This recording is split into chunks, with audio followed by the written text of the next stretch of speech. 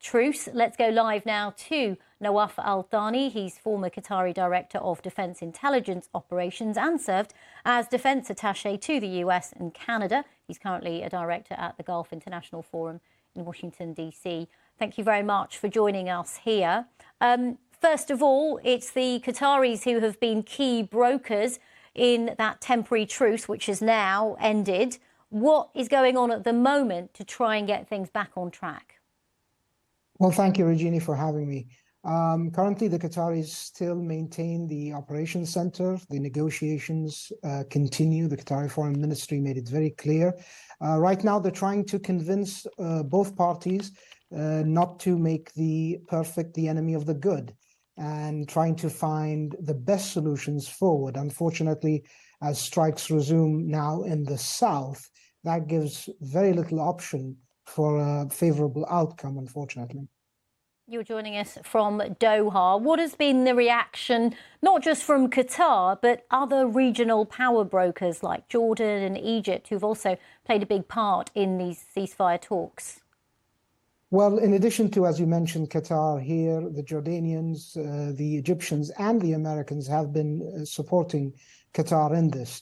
I think the view of the Biden administration and Secretary Blinken being very clear to the Israeli administration that humanitarian law must be adhered to in the current operation is, I wouldn't say a change, but a clear development moving forward in the operations for the Israelis. Unfortunately, the Israelis have asked the Palestinians to move to the southern part and are now bombing the southern part, which gives very little options for the civilians down there. Yeah, as you mentioned there, we've heard from Antony Blinken about this, warning Israel that any resumption of military operations would need to be very different. We just heard from Britain's Rishi Sunak as well, talking about the need for Israel to take care to protect civilian life. How much do you think that is a change of tone from what we heard at the start of the conflict?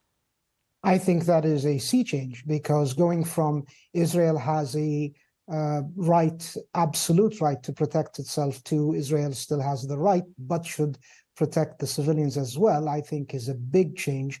Now, whether the Israelis adhere to those advice or that pressure is yet to be seen. I think they've, as in the words of an American friend of mine, they've been elegant obstructionists in the way they've stated their views in the media, but they haven't changed operationally. And currently we see even the Baptist church in Gaza turning pews into makeshift beds. I think we should brace ourselves for some of the imagery that will appear in the coming days that could be very shocking, unfortunately. Now, of course, from Israel's perspective, this is all about their end game of trying to eliminate Hamas after Hamas's attacks on the 7th of October. What do you think will come, well, I should phrase that differently, what do you think could encourage both sides to come back to the table with an agreement? Because at the moment, you have Israel and Hamas blaming each other for this ceasefire now ending. Yes, absolutely. The Israelis stated that they want to protect themselves.